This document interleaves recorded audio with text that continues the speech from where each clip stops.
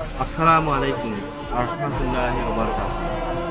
আজ পবিত্র শুক্রবার, তাই এই পবিত্র শুক্রবারে সবার এই জুম্মার নামাজ পড়া খুবই উত্তম।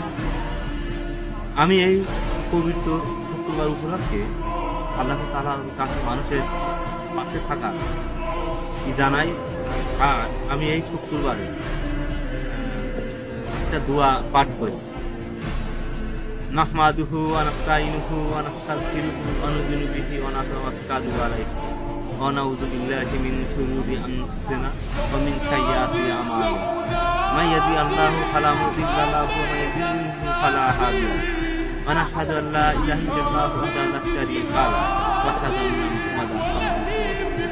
আল্লাহুম্মা সাল্লি আলা মুহাম্মাদিন ওয়া আলা আলি মুহাম্মাদিন কামা সাল্লাইতা আলা ইব্রাহিম ওয়া আলা আলি ইব্রাহিম